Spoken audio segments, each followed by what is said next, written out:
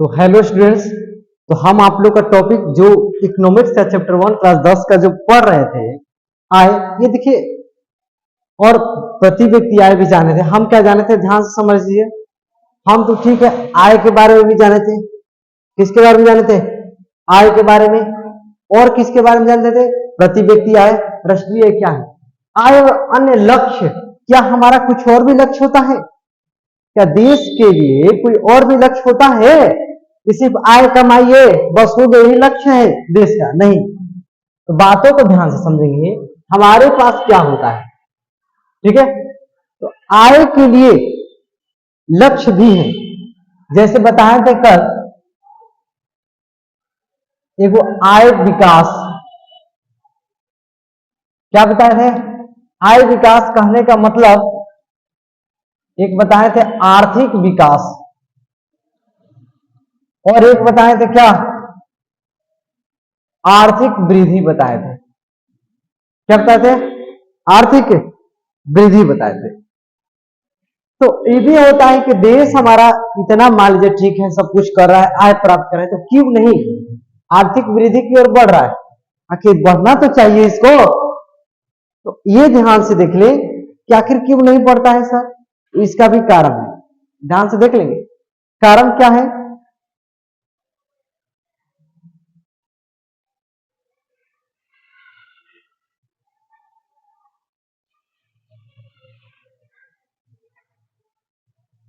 देखिए कारण क्या है, जो हमारे देश है, अलग अलग लोगों के विकास की धारणाएं हैं। अलग क्यों?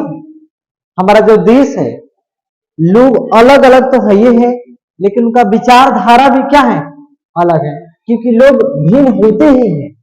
इस कारण से हमारा ऐसा हो रहा है, जीवन की परिस्थितियां भिन्न है। जैसे कोई अमीर है, कोई क्या है? अमीर है, कोई क्या है तो गरीब है, ऐसे भी लोग। ठीक है, तो अब बता, यहां ये चलेगा बातें कि आय के तो बारे में हम लोग पढ़ लिए थे, और फिर से रिव्यू कर देते हैं कि राष्ट्रीय आय हमारा क्या था। तो किसी देश की एक वर्ष की अवधि में उत्पादित सभी वस्तुओं एवं सेवाओं की कुल मौद्रिक मूल्य के योग को क्या कहा जाता था? राष्ट्रीय आय। और प्रति व्यक्ति आय क्या कहा जाता था? तो देश की कुल आय में देश की जनसंख्या से भाग देने पर जो भागफल प्राप्त होता है उसको क्या कहा जाता था? प्रति व्यक्ति आय। आय क्या होता था? तो आय होता था, क्या आय होता था सर जी? तो आय का डिफिनेशन बताते कि जब कोई व्यक्ति शारीरिक या मानसिक कार्य करता है तो उसके बदले में जो उसे पारिश्रमिक मिलता है उसे हम लोग क्या कहते हैं? आय कहते हैं। ठीक है, इतना था। अब आते हैं राष्ट्रीय विकास के टॉपिक पर। आपका मेन टॉपिक है राष्ट्रीय विकास, यानी राष्ट्रीय विकास कैसे होगा। तो आप ये भी ध्यान समझ लीजिए, राष्ट्रीय विकास तभी होगा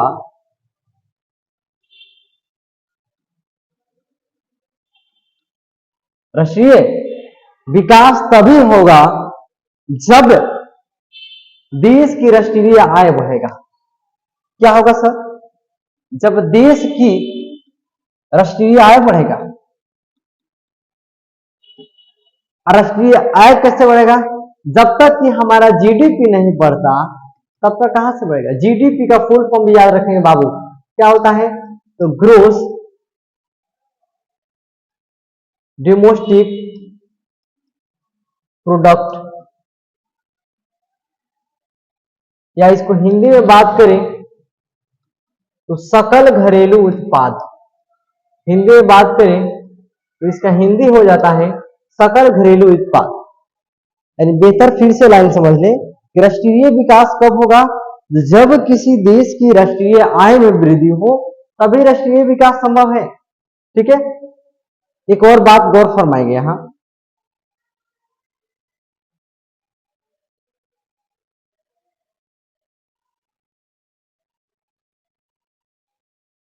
एक नई कहानी है, ध्यान समझेंगे।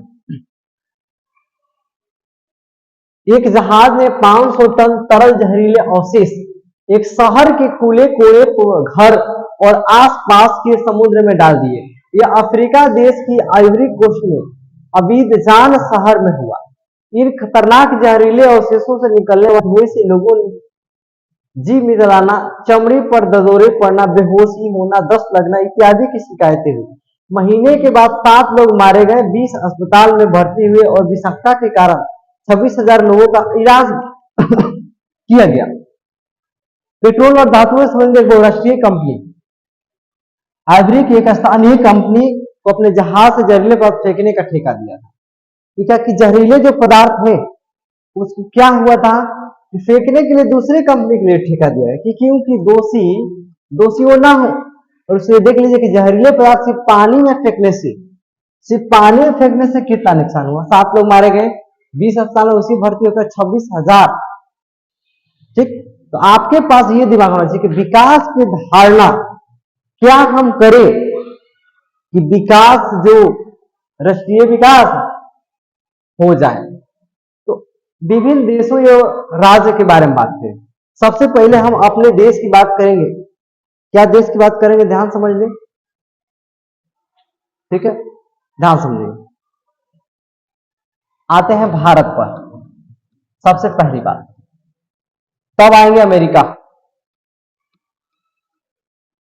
ठीक है, 2, ठीक है, एक देखेंगे क्या, रूस। सब कोई जानता है या पहले पढ़ लिए हैं कि भारत में अर्थव्यवस्था कैसे है। सर, भारत में कैसे अर्थव्यवस्था है? तो भारत में मिश्रित अर्थव्यवस्था है। कैसा अर्थव्यवस्था है? मिश्रित अर्थव्यवस्था। देखिए, जितना लाइन बताया गया वो समझे, आपके लिए एग्जाम के लिए बेहतर है। अमेरिका में कैसे हैं? तो पूंजीवादी है। अमेरिका में कैसे हैं? पूंजीवादी अर्थव्यवस्था है, ठीक है, ध्यान से समझेंगे। और रूस में कैसा है? रूस में आपके लिए समाजवादी अर्थव्यवस्था है। रूस में कैसा है? समाजवादी अर्थव्यवस्था है, ठीक है। भारत में वो कौन सा राज्य है जो सबसे छोटा है? तो क्या है? गोवा। और सबसे बड़ा कौन है? तो बड़ा की बात करें क्षेत्रफल की दृष्टि से तो राजस्थान, ठीक है। पूछता है कि भारत में सबसे गरीब कौन आता है? तो सबसे गरीब कौन आता है? बिहार। और कौन आता है? उत्तर प्रदेश। बिहार और कौन आता है? उत्तर प्रदेश। इसलिए बिहार एवं उत्तर प्रदेश के लोगों को क्या कहा जाता है? तो गरीब भैया कहा जाता है। क्या कहा जाता है बाबू लोग? तो गरीब भैया कहा जाता है। ध्यान समझे, बिहार और उत्तर प्रदेश भारत में सबसे गरीब है, इसलिए यहाँ के लोगों को कहा जाता है क्या? गरीब भैया कहा जाता है। भारत की राजधानी सबको पता है? नई दिल्ली।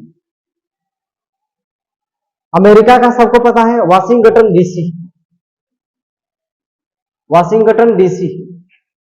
रूस का कहाँ राजधानी होता है? तो रूस का क्या होता है? मॉस्को, ठीक है। एक और याद करेंगे कि रूस के संसद का नाम क्या होता है? तो ड्यूमा। क्या नाम है? ड्यूमा। और भारत के संसद का नाम सांसद ही है। भारत के सांसद का नाम क्या है? सांसद ही है। इसमें से कम 2 मार्क्स का लगता है। अमेरिका का सबसे अधिक प्रति व्यक्ति आय किस देश की प्रति व्यक्ति आय अधिक है? तो किसकी? अमेरिका का है। सबसे अधिक किस देश की है? अमेरिका का है। अमेरिका में एक ऐसा नियम लागू हो गया कि कितना भी राष्ट्रपति हो, प्रधानमंत्री हो या कितना भी बड़ा बिजनेस क्यों ना हो, सबका, गरीब हो या अमीर, सब कोई का लड़का समान स्कूल में पढ़ेगा। यानी कहने का मतलब सबके सब सरकारी स्कूल में पढ़ेगा। अब ना कि हमारे यहाँ क्या होता है कि कुछ ऐसे है कि जो गरीब है तो वह सरकारी स्कूल में, और आप खुद हालात देख रहे हैं सरकारी स्कूल में क्या है। ऐसे तो बहुत से बच्चे हैं जो क्या होते हैं कि अब ऐसे भी सरकार नियम चला रहा है कि जिस स्कूल में बच्चों की संख्या कम रहेगी अब उस स्कूल को बंद कर दी जाएगी। ऐसे हालातों को समझिए क्या होगा।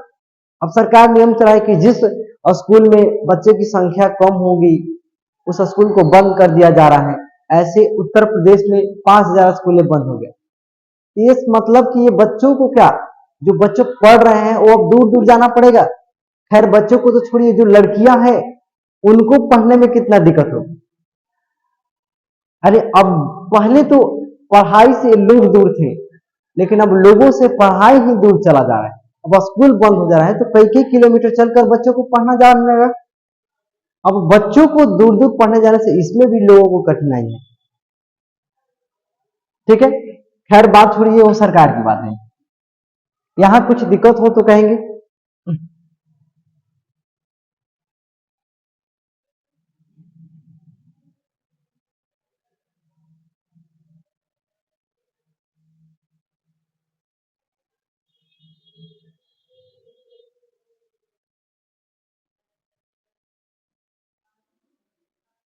ध्यान से देखें,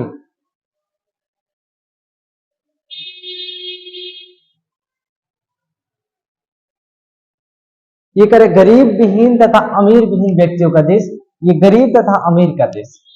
ठीक है, तो चलिए आपको ये देखना चाहिए कि गरीब क्या होता है, अमीर क्या होता है।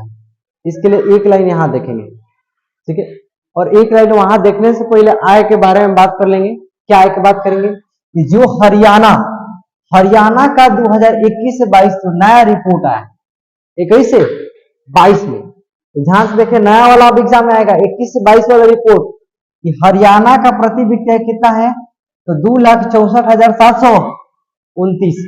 हरियाणा का प्रति व्यक्ति कितना है, 2,64,729। केरल का कितना है, तो 2,34,435। और बिहार का कितना है, तो 47,498। बातों को गौर करेंगे। ठीक है, ये चीज है कि अब बढ़ रहा है प्रति व्यक्ति आय पहले की अपेक्षा। यह है 2020 और 21 यानी 21-22 के सर्वेक्षण के अनुसार कह सकते हैं। ठीक है, और सर्वेक्षण कब हुआ था, तो 20-21 में, लेकिन डाटा मिला हमारा 21 और 22 में। बातों को ध्यान से रखेंगे। ठीक है, तो हरियाणा सबसे आगे है दोनों में, केरल और बिहार के छोड़ के।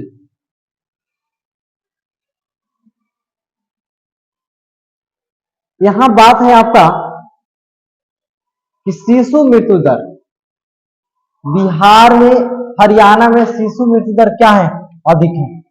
यानी सबसे ज्यादा लोग कहां मर रहे हैं, शिशु। तो बात किया जाए कहां, तो हरियाणा में, बिहार में। सबसे अधिक साक्षरता दर कितना है, 96%। केरल में बहुत से लोग क्या है, पढ़े लिखे मिल रहे हैं, साक्षरता मिल रहा है। कहां, केरल में। और बिहार में 71 है, हरियाणा में कितना है, 80% है। यहां देखिए,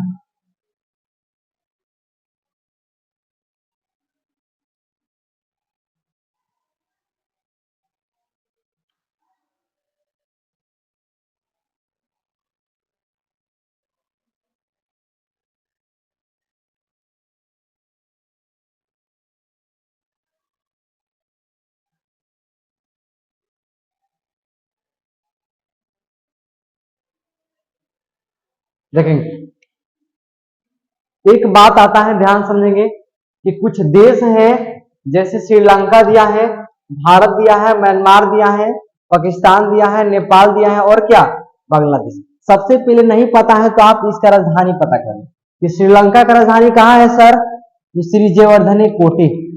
श्री क्या है, जयवर्धने कोटे। भारत की राजधानी सबको जानता है, नई दिल्ली। म्यांमार का क्या होता है, म्यांमार का, म्यांमार का चलिए अभी कुछ बदला है। ठीक है, पाकिस्तान का इस्लामाबाद, नेपाल का काठमांडू, बांग्लादेश का ढाका। यहां देखेंगे